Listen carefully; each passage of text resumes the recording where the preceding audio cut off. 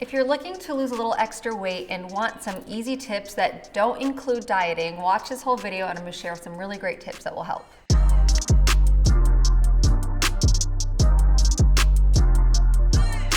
Hey guys, it's Mona, and today's video is all about little things you can do to kind of help you lose weight, but without talking food. So I know a lot of times videos I'll do will be like food alternatives and like intermittent fasting or things like that, but this is really about how to organize your life in a way that it makes just kind of eating healthy, working out, all of that stuff just flow more easily. And I think that a lot of people don't consider these things enough. And it's also a great tip to add in whether or not you're on a specific diet plan, whether or not you're doing a certain workout. These will help no matter what. It's almost, in pharmacy school, we call these lifestyle modifications. It's like a term we refer to, like even when someone's on medication or they're given a prescription, lifestyle modification should always be intact. And in fact, they're like the first thing you should start with before you get onto any prescription. But that's another topic. So let's get into a few tips you can do. All of these kind of include organization, but in different ways and ways you might not think about. So let's start with the kitchen. This is kind of the most obvious one.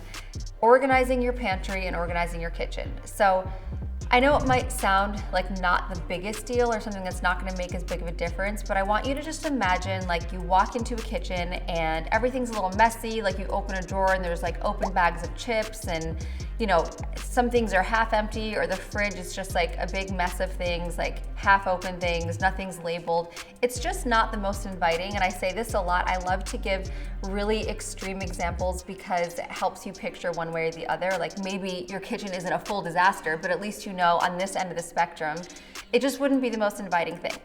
But if you walk into, let's say, a restaurant or a little cafe, and they have like the food arranged like very cute and like beautiful how it's presented and it's organized and labeled, it just kind of makes you want to buy it. Like there's so many times I've walked into a cafe and they literally have like celery and carrots, but it's like in a really adorable jar with like a cute dip, and just the way it's presented makes it look more appetizing and I want to eat it more. So that's what you can do with your kitchen, and this doesn't have to be totally overboard, but honestly, if you prep things, you organize them, you put them away, it makes such a difference. And one thing I've really gotten into lately is labeling, which I don't know how I lived my life before. It makes everything so much better. You can buy a little label maker. You could even, if you don't want to go that far, you could buy little stickers on Amazon and label them yourself. But doing this will make it more appetizing. Having them fresh, having them ready to see. It also just makes it easier if you want to cook. In general, cooking at home is just so much healthier than ordering food. I mean, even if you think you're ordering from like a really healthy cafe, like let's say you get a veggie soup.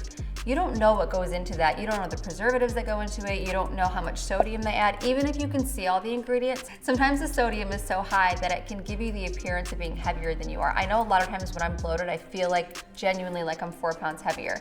So having your produce out, having it all laid out so you come home and you're like, I know exactly what I want to cook. It just kind of makes you feel more settled and organized. So definitely organize your pantry.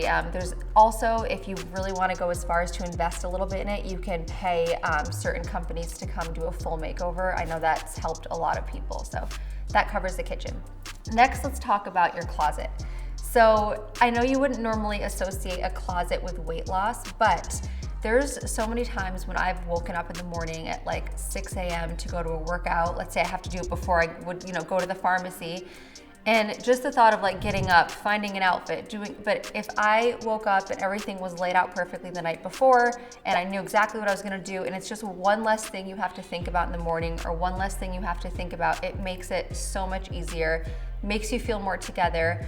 Also, there's a lot of interesting research on a closet and a woman's emotions, and really women have emotion towards like clothes in their closet, meaning we'll keep them longer even if they don't fit because of some sort of emotional attachment. So if you can even go deep and see like, why am I holding on to this? Do I want to fit into it longer?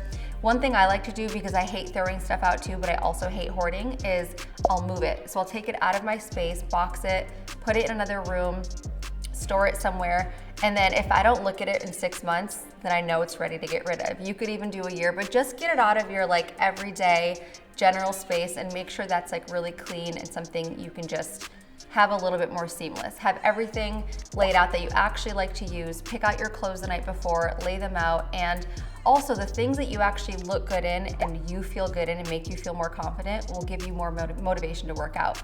I'm sure you can imagine if you're feeling kind of sick one day and you wake up and let's say you're just not in the best mood, you kind of dress like you're sick, right? Like you're like, I can't, I'm gonna throw in a bun, like a big sweatshirt. Then you're just kind of like in a bummy mood where you want like comfort food. Whereas if you feel like you look good and you're like feeling yourself a little bit, then you might want to eat healthier that day. And it's not about how anyone else thinks you look. It's really just about how you feel about yourself. That's what matters the most. You could have everyone tell you look amazing, and if you don't feel good, we all know it doesn't matter. Like how we feel is the most important. So feel good about yourself. And also, you know, just because you care about how you look doesn't mean it's vain. I think that how you feel is the most important, but caring about how you look is totally natural, and it's okay to actually embrace that and let it be used as a positive, not a negative. As long as you're using that energy towards positivity, like let me get motivated, let me go to the gym, then it will help. So we've got the kitchen, we've got the closet. The next is finding a space for everything. So this is just more so, let's say like you have some at-home workout stuff like a foam roller or like your bands, but they're kind of just thrown everywhere. There's not really a space for them. I swear if you get a cute little basket at Target, wherever, I can link some below, put it in there, put it in a corner and just have it ready. If your living room, let's say, is a little bit more clean and organized and you have a little bit of an open space, it just looks more inviting. Like coming home to a clean house or waking up to a clean space. And look, if you have kids, if you have a crazy household, I totally understand. It's not realistic for it to always be clean. Even my place isn't always clean, but have that space that's like your dedicated Zen space for meditation, for workouts, and you will feel better about it and be more apt to do it. So have everything ready. You know exactly where it's gonna be, and it's just something you can kind of rely on, because working out is so a personal thing. It's really like your connection to yourself, how you feel after, what makes you feel good. So this is all about you and no one else, not your significant other, not your kids, not your family, it's your time. And then the last thing is scheduling. So making sure that you actually prioritize your workouts, planning them ahead of the week, or earlier in the week, whether it's your diet plan, whether it's your workouts, actually thinking about it and planning it makes it so much better, and also makes you take it more seriously. So if it's just something like, I'm gonna go to the gym after work, you could easily blow that off if something more important comes along. Or let's say you're really busy at work and you're like, you justify it because you're like, well, work is important, this matters, this is a priority.